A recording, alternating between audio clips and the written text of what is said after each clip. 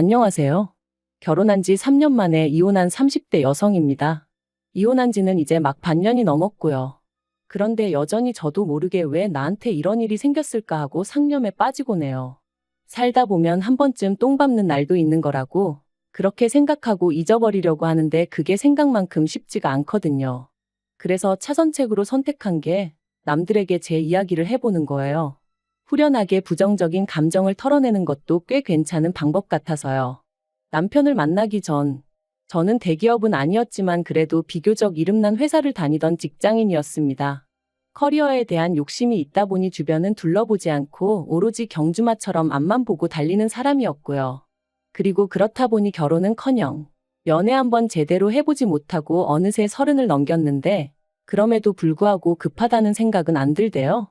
그래서 나는 결혼하고는 크게 인연이 없는가 보다 했었는데 생각지도 못한 어쩌면 평생 나와 같이 늙어갈지도 모르겠다 생각했던 단짝 친구가 어느 날 갑자기 시집간다며 청첩장을 주는 게 아니겠어요?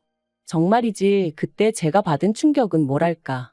누구보다 빨리 앞으로 달려나가고 있다고 생각했는데 어쩌면 나만 뒤처지고 있었던 건 아닐까 싶은 게 그리고 그때부터 정말 마음이 조급해지더라고요. 나도 더 늦기 전에 내 짝을 만나야 한다 뭐 그런 나름대로 강박이 생긴 것처럼 말이죠.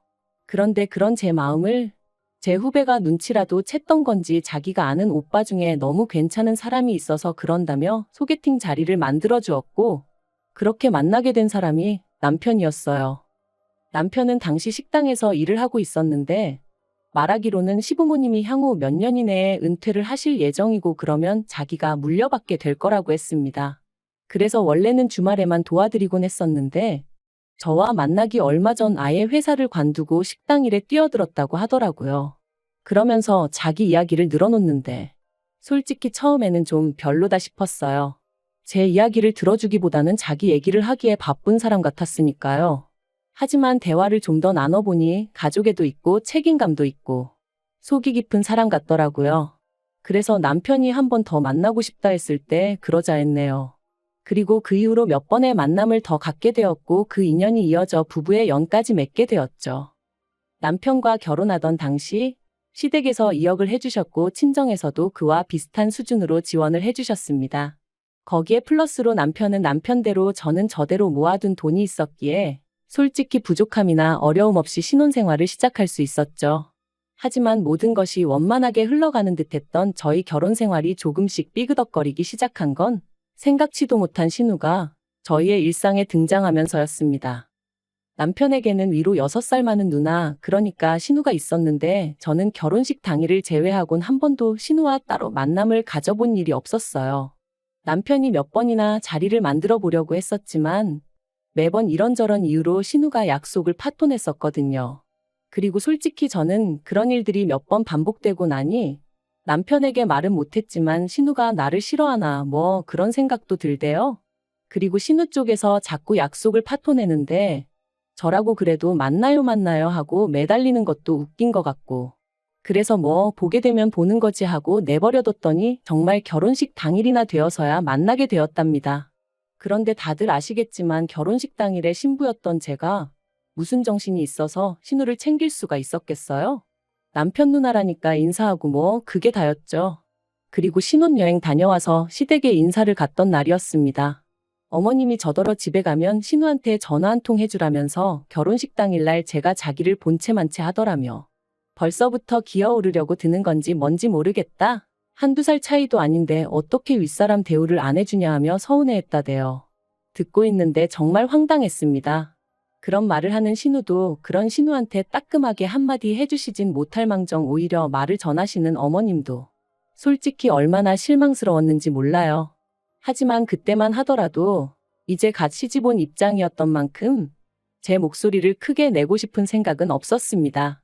그래서 그냥 어머님 말씀대로 신우에게 전화했고 그날 신경 써드리지 못해서 죄송하다 했더니 자기가 이번만큼은 그냥 처음이라 뭘 몰라서 그랬다 생각하고 넘어가겠다나요?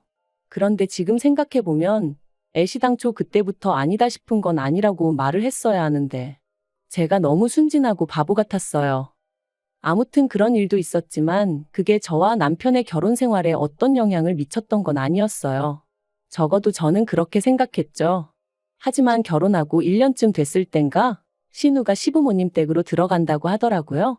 그런데 시매부랑 다 같이 들어가는 게 아니라 신우만 시조카를 데리고 들어간다는데 혹시 무슨 일이라도 있는 거냐는 제 질문에 남편은 그런 건 아니고 시매부한테 일이 있어서 당분간 떨어져 지내게 되었다면서 제가 신경 쓸 일이 아니라고 말 그대로 쓸데없는 관심 갖지 말라는 식으로 말을 하는 거예요. 그리고 저희 남편이 저한테 그런 식으로 말을 한 적이 거의 없었거든요. 그래서 좀 놀라기도 했고 어떤 의미로는 정말 더 신경이 쓰이대요. 저한테 꼭 뭘 감추는 것 같았으니까요. 그리고 아니나 다를까 역시나 거기엔 저만 모르던 비밀이 있었어요. 바로 신우의 이혼 소식이었죠. 그리고 그 이혼의 이유가 심해부의 바람이라는 걸 알게 되었을 땐 제가 개인적으로 신우를 어떻게 생각하는지 그걸 떠나서 그냥 신우가 안 됐더라고요. 그리고 그 과정에서 알게 된 게 신우가 심해부랑 결혼하게 된 것도 심해부가 결혼해달라고 열렬히 신우를 쫓아다니고 뭐 그랬던 게 아니라 두 사람이 술 먹다 하룻밤을 같이 보냈는데 신우가 그만 임신을 했었다대요. 그래서 저희 시부모님이 심해부의 부모님더러 내 딸 인생 책임지라며 난리를 쳐서 결국 결혼을 시켰다는데 그 이야기를 듣고 나니까 그동안 어째서 그 두 사람 사이가 제 눈에는 그렇게 위태로워 보였는지 조금은 납득이 가더라고요. 심해부가 신우를 보는 눈에는 애정이 없었거든요. 심지어 명절이나 시부모님 생신처럼 온 가족이 모인 자리에서 무식하다 교양 없다 해가며 대놓고 무시하기도 일쑤였고 아무튼 그런 두 사람이었으니 이혼 소리가 나왔을 때 놀라지 않았던 건 결코 저뿐만은 아니었을 겁니다. 매달 양육비 60만 원씩 받는 조건에 재산이랄 게 없어서 신우 앞으로 떨어진 것도 없었고 그나마 위자료로 700만 원인가 받았다는데 들으면 들을수록 신우가 참으로 짠하대요. 그리고 상황이 그랬으니 시부모님께서 신우더러 시조카를 데리고 집으로 들어오라 하신 거였고요. 그런데 솔직히 여기까지야. 시부모님이 당신들 딸 챙기겠다는데 제가 무슨 말을 할 수 있었겠어요? 저희 친정부모님이라도 그러셨을 테고요. 하지만 제가 이해할 수 없는 건 남편이 보여준 태도였어요. 남편이 도대체 어디서 뭘 듣고 왔는지 자기가 심해부의 역할 그러니까 시조카 아빠 역할을 자처하기 시작했거든요. 남편은 일주일에 6일을 식당에서 일했고 저는 다른 직장인들과 마찬가지로 평일에 일하고 주말에 쉬는 스케줄이었다 보니 저희가 같이 쉬는 날은 일요일 하루가 전부였어요. 그래서 일요일이면 저희는 늘 어디로든 떠났습니다. 서울 근교로 드라이브를 떠나기도 했고 때로는 서울 시내에서 유명한 식당이나 카페를 돌아다니며 연애할 때와 별반 다르지 않은 시간을 보냈죠. 그런데 신우가 시댁으로 들어온 이후로 남편은 걸핏하면 어딜 가든 시조카를 데리고 가고 싶어 했어요. 게다가 장소나 일정도 7살 난 남자아이가 무엇을 좋아하는지에 맞춰지기 시작했달까요? 그리고 저라고 처음부터 반대를 했던 건 아닙니다. 남편이 쉬는 날엔 신우가 식당에 나가서 시부모님을 도와 일을 했으니 제가 생각해도 시조카가 좀 쓸쓸하겠구나 싶어서 처음엔 남편이 하자는 대로 따라줬었죠. 그런데 그렇게 한두 달 시간이 흐르고 나니까 일단 쉬는 날이 쉬는 날처럼 느껴지지가 않았고 이러다 우리 둘만의 시간은 언제 가질 수 있을까 싶은 게 남편에게 점점 서운한 마음이 들더라고요. 또 한편으론 어린애를 상대로 이런 생각을 하는 제 자신이 한심해서 스스로에게 짜증도 많이 났죠. 아무튼 고민 끝에 결국 남편에게 이제 시조카를 데리고 나가는 건 그만했으면 좋겠다고 어렵게 말을 꺼냈습니다. 그런데 남편은 저더러 지금 어린애를 질투라도 하는 거냐며 유치하다 하더니 그러면 저는 혼자 집에 있으라대요. 자기는 어쨌든 시조카가 안쓰러워서 나 몰라라는 못하겠다면서 말이죠. 그리고 전 이런 남편의 반응에 꽤 충격을 받았습니다.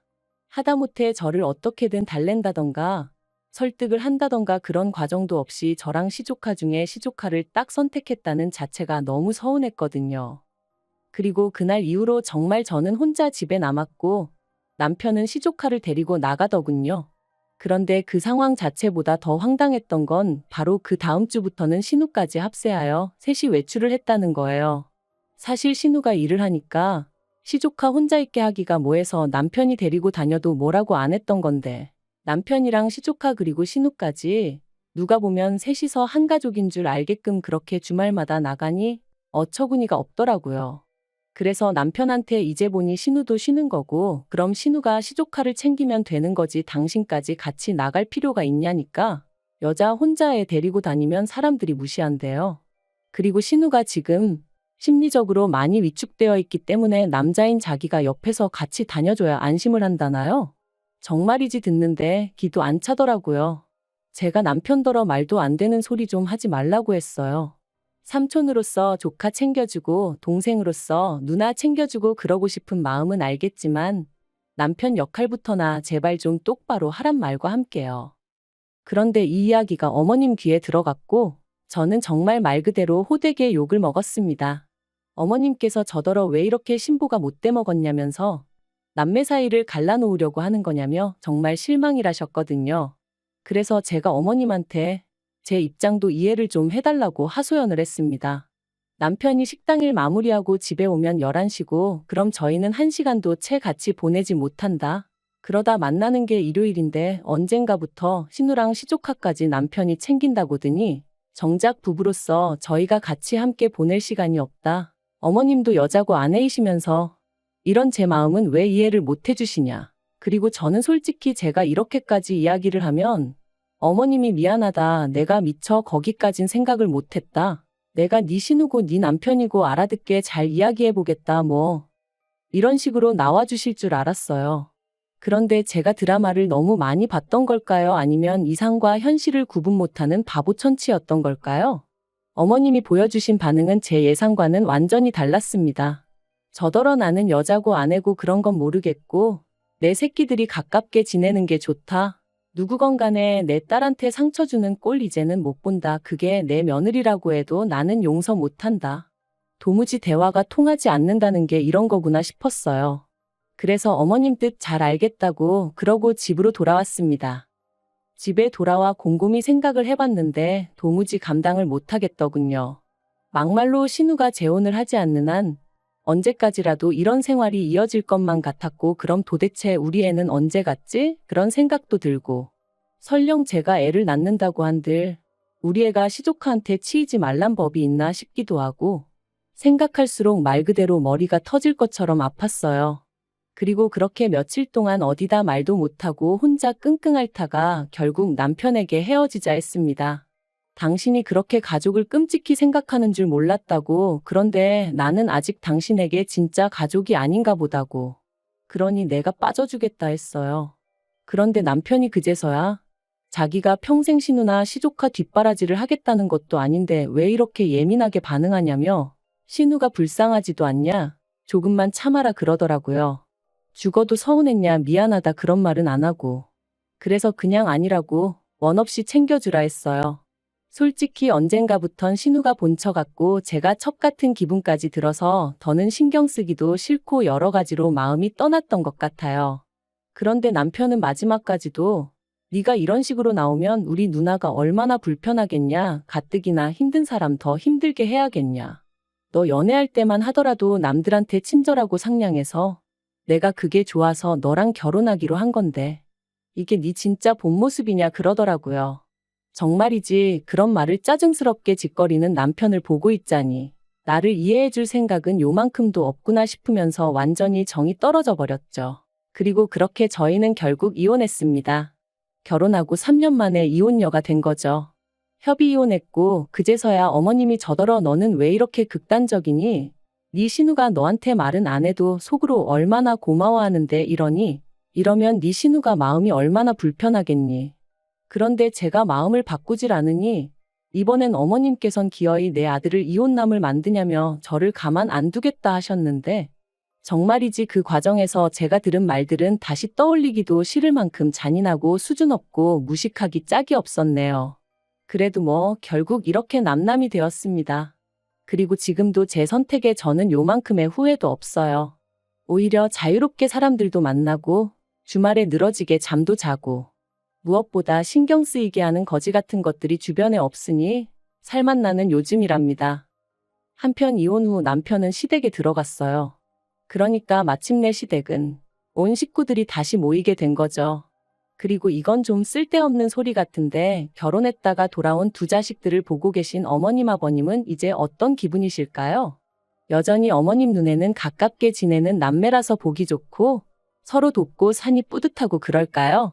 제가 어머님이면 어지간히 속 터질 것 같은데 말이죠. 뭐 아무튼 저와 같은 피해자가 생기지 않도록 두 남매가 오손도손 알콩달콩 평생 서로 의지해가며 살아가길 기도해줘야겠어요.